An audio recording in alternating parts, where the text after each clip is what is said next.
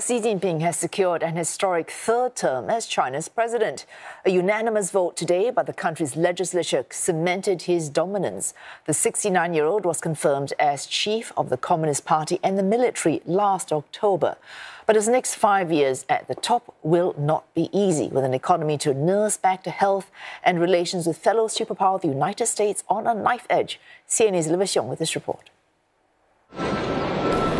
As China's largely ceremonial parliament reached the tail end of its week-long meetings on Friday, delegates of China's National People's Congress and other Chinese leaders, including President Xi Jinping himself, cast what was to be a predictable but nonetheless historic ballot. 中华人民共和国主席候选人习近平赞成2952票。 After about an hour, it was official. Close to 3,000 delegates voting unanimously to re-elect Xi Jinping as the country's president for an unprecedented third term. 习近平同志当选为中华人民共和国主席。 No surprises as well that Mr. Xi was also once again picked as the commander-in-chief of China's military, with none voting in disagreement.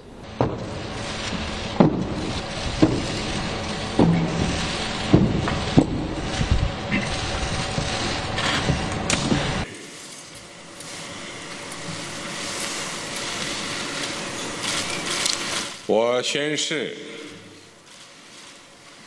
忠于中华人民共和国宪法，维护宪法权威，履行法定职责，忠于祖国，忠于人民。 Taking his oath in front of delegates with one hand on the country's constitution and in proceedings broadcast live on national television, this means the 69-year-old leader now once again formally holds all three top posts in the country for at least another 5 years. The wheels for Mr. Xi's unprecedented third term at the helm had been set in motion long before this year's vote at the annual political meetings. In 2018, China's legislature voted to amend the country's constitution, removing presidential term limits, allowing Mr. Xi to remain in power for life if he wanted to. Outgoing Executive Vice Premier Han Zheng was also voted as the country's next vice president. The 68-year-old, who has reached the Communist Party's unofficial retirement age, stepped down from its top Politburo Standing Committee in October last year, but surprisingly retained his spot in the legislature. He takes over from Wang Qishan, who was appointed to the role in 2018. While the role of vice president is typically a ceremonial one, it had previously also been used as a stepping stone for leaders in waiting, including Mr. Xi and his predecessor Hu Jintao. But this is unlikely to be the trajectory for Mr. Han given his age.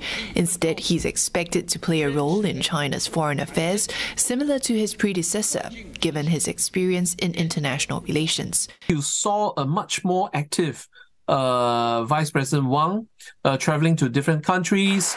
So if there are external situational changes, we may also see some adaptation. But with no obvious successor in line, there are no indications as to how long Mr. Xi intends to stay in power for. Some Chinese we spoke to, though, say Chinese politics may be a bit distant from them. 没有什么特别的看法，就是跟着国家的走向走吧。我觉得就是过好自己的生活最重要。一个国家的强盛主要看老百姓嘛，老百姓过得好，才能证明这个国家，是强盛的。如果说这个幸福只停留在少数人方面的话，它并不能代表一个国家的强大。 This comes as Mr. Xi and his leadership team, which is already stacked with his allies, will have to tackle growing challenges. This includes rebooting the country's economy following the COVID-19 pandemic amid fears of a global recession, and as China faces geopolitical tensions with the US. It is a complete mystery to anyone what the end game is. These speculations range from building up China to a prosperous nation and a strong military.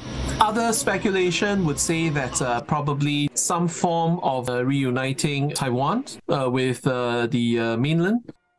At Friday's session, delegates also confirmed the party's number 3 ranking official Zhao Leji as the new head of its legislature. A plan to reform institutions under the State Council was also approved. Olivia Xiang, CNA, Beijing.